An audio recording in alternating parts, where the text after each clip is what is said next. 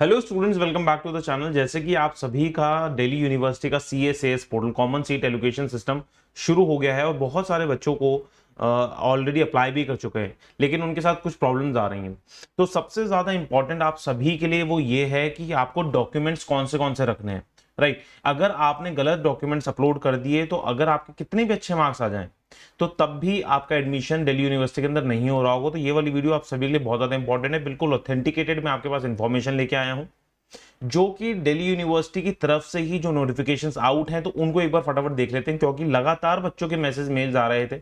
मैं इस वीडियो को थोड़ा सा लेट इसलिए लेके आया हूं क्योंकि मुझे लगा था कि बच्चों को ये डॉक्यूमेंट्स के बारे में पता चल गया होगा, लेकिन तब भी मैं एक बार उनको बिल्कुल क्लियर करने के लिए लेके आया हूं ये वाली वीडियो। तो फटाफट इसे देख लेते हैं वीडियो को, और अपने दोस्तों के साथ भी शेयर कीजिएगा, क्योंकि बाई चांस अगर उन्होंने गलती कर दी तो उनका एडमिशन बच सकता है, उनका रह सकता है एडमिशन दिल्ली यूनिवर्सिटी के अंदर। ठीक है, तो देखेंगे आप ऑफिशियल वेबसाइट से मैं दिखा रहा हूं आपको, कोई इसमें कुछ भी नहीं है, आप लोग जाके चेकआउट खुद से भी कर सकते हो। देखो, list of documents required at the time of the applying. ठीक है, अब फटाफट देख लेते हैं इसमें क्या है। सबसे पहली चीज तो आपके पास होना चाहिए क्लास 10th की मार्कशीट। क्लास 10th की मार्कशीट होनी चाहिए। ऑब्वियसली क्लास 10th की मार्कशीट तो हर एक स्टूडेंट के पास होगी। ठीक है, in the name of the candidate, जिस भी कैंडिडेट ने, मतलब जिस भी स्टूडेंट ने अप्लाई किया है CUET के पोर्टल को, उसी के नाम पे ही आपके पास क्लास 10th की मार्कशीट होनी चाहिए। ठीक है ना, क्लास 10th की मार्कशीट आपके पास होनी चाहिए। और मैंने आपको, जब आप CUET का फॉर्म फिल कर रहे थे, तब भी मैंने बोला था क्लास 10th की मार्कशीट के थ्रू ही आप फिल करना, क्योंकि जो क्लास 10th की मार्कशीट पे नेम होगा ना, जो आपका मतलब आपकी स्पेलिंग होगी नाम की, उसी के अकॉर्डिंगली आपका नाम वहां पे भी होना चाहिए। Indicating the date of birth, यहां से क्लास 10th की मार्कशीट के अंदर डेट ऑफ बर्थ भी होती है और पेरेंट्स का नाम भी होता है इसके अंदर। ठीक है, क्लास 12th की मार्कशीट होनी चाहिए। अगर बाय चांस अगर क्लास 12th की मार्कशीट नहीं है आपके पास, तो आप अपियरिंग वाला फॉर्म भर सकते हो। ठीक है, उसमें अपियरिंग वाला डाल सकते हैं, या फिर आप प्रोविजनल मार्कशीट भी निकाल सकते हो। In the name of the candidate must match with the CUET 2023 form. 2023 form से आपका मैच होना चाहिए ना। ठीक है, अब मैं बात कर लेता हूं। देखो, 10 12th की मार्कशीट तो आप सभी के पास होगी ही। 12th की मार्कशीट बहुत सारे स्टूडेंट्स के पास नहीं होगी, तो आपको उसमें उसके अकॉर्डिंगली काम करना है। जो भी आपके प्रोविजन आ जाए, या फिर आप वहां पे अपेयरिंग में डाल सकते हो। आप ऑलरेडी आपने डाल ही रखा होगा अपेयरिंग में। ठीक है, अब देखो यहां पे जो डाउट आ रहे हैं बच्चों के, वो ये है। अब मैं इसका फॉर्मेट के लिए भी एक और वीडियो लेके आ जाऊंगा, छोटी सी वीडियोस बनाऊंगा, क्योंकि अगर इस वाली वीडियो के अंदर मैं फॉर्मेट बताऊंगा कि क्या क्या फॉर्मेट होना चाहिए, तो एक बार वो लंबी वीडियो हो जाएगी। तो एक बार वो वाली वीडियो भी आप चेकआउट कर लेना, है ना। इसके बाद ही आपको दिख जाएगी ये वाली वीडियो। तो वो फॉर्मेट क्या होना चाहिए, जो SC ST OBC NCL EWS minority CW KM PWD certificate आपके किस फॉर्मेट में होनी चाहिए, वो है। अभी मैं बात कर लेता हूँ इनकी क्या क्या चीज रिक्वायरमेंट्स है।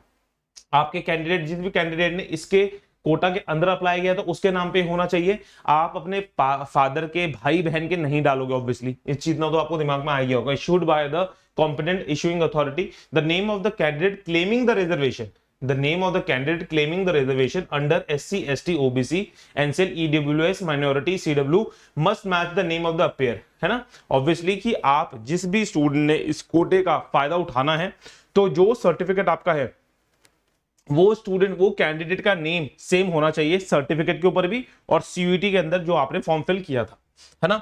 इसके बाद क्या है, आपके बाद आगे बढ़ लेते हैं।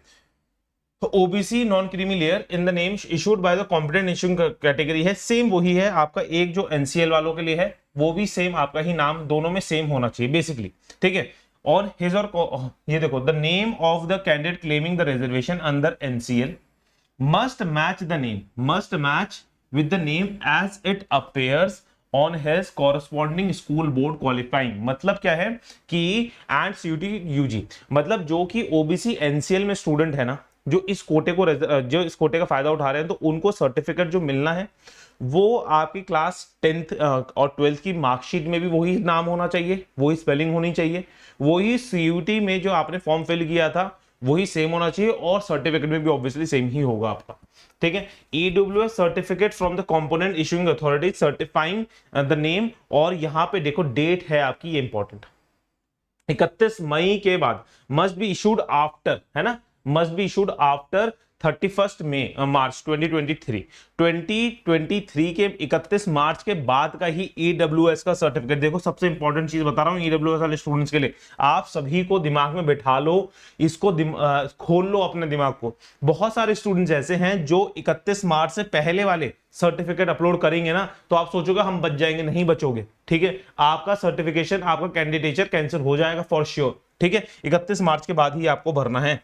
ठीक है, इसके बाद अगर मैं आगे बात करूं 6th वाला देखें, candidate claiming admission for ECA। देखो अब ECA स्टूडेंट्स के लिए या फिर स्पोर्ट्स कोटा के लिए जो है, तो must upload self attested copies of the required certificate. आपको जितने भी सर्टिफिकेट्स आपको करने हैं अपलोड करेंगे ECA और आपका ये स्पोर्ट कोटा वाले स्टूडेंट्स, ECA और स्पोर्ट्स कोटा वाले स्टूडेंट्स सारे के सारे सर्टिफिकेट्स को सेल्फ अटैच करके ही अपलोड करेंगे। राइट, इसके अलावा नहीं, अगर कर रहे होंगे तो आपका उसका फायदा नहीं मिलेगा।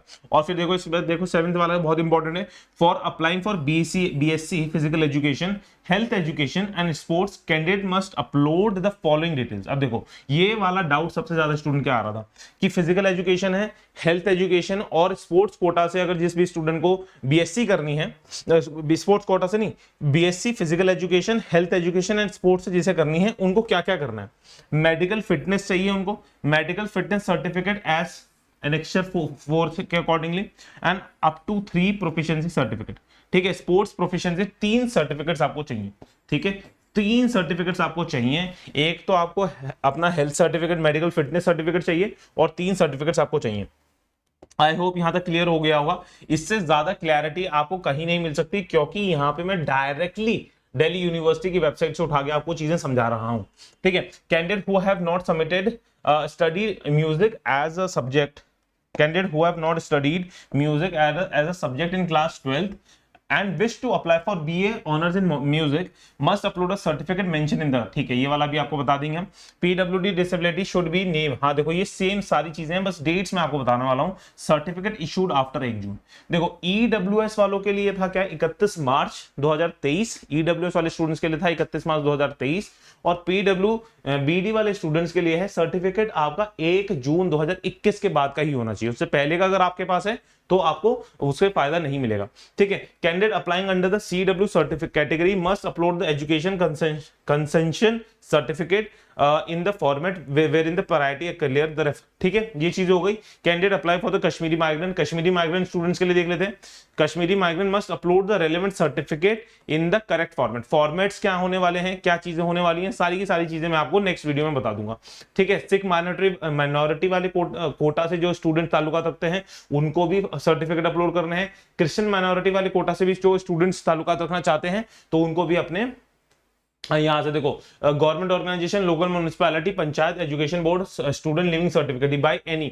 ठीक है, और as applicable issued by the DSGM और या फिर DMC से आप सर्टिफिकेट ये ले सकते हो। अभी तक आई होप आपने बना लिए होंगे। ये कुछ इंपॉर्टेंट डॉक्यूमेंट्स थे आपको जो अपने पास रखने हैं। ठीक है, आप लोग प्लीज इनको डेट्स जो मैंने आपको बताई हैं इनको एक सही डॉक्यूमेंट्स को रखें अपने पास, उन्हें अपलोड करें। एक आपका चाहे CSAS पोर्टल 1 से 2 दिन बाद आप उसे अप्लाई कर रहे हो, उसमें कोई दिक्कत नहीं होने वाली है। आजकल थोड़े से उसमें प्रॉब्लम भी आ रही है बच्चों को, अगर आपको पता चल रहा होगा तो सर्टिफिकेट्स में प्रॉब्लम आ रही है। अगर आप सर्टिफिकेट जैसे आजकल जनरल कैटेगरी वाले स्टूडेंट से भी अगर वो फॉर्म फिल कर रहे हैं CSAS पोर्टल में, तो सर्टिफिकेट्स वो जनरल कैटेगरी से मांग रहे हैं, वेरस नहीं है, वो टेक्निकल ग्लिच है वो सारा। ठीक है, जो भी टेक्निकल ग्लिचेस आ रहे हैं वो सारे के सारे 1 से 2 दिन में रिजॉल्व हो जाएंगे। अभी आपके पास टाइम है, तसल्ली से फॉर्म भरिएगा। ठीक है, जल्दीबाजी में अगर आप फॉर्म भरेंगे तो गलती अगर हो जाएगी, गलती होने की संभावना है, और गलती अगर हो जाएगी तो आपका कैंडिडेचर रिजेक्ट हो जाएगा। तो इस वजह से मैं कह रहा हूं नंबर ऑफ वीडियोस आपको इस चैनल पे मिलती रहेंगी, अलग अलग तरीके से आपको मैं समझाने की कोशिश करता रहूंगा। जो जो डाउट्स होते रहेंगे कमेंट बॉक्स के अंदर आप कमेंट डालते रहें, उनके ऊपर वीडियोज लेके आते रहेंगे, एंड डेफिनेटली आपका CSAS का पोर्टल जैसे भी भरेंगे बिल्कुल अच्छी तरीके से भरें।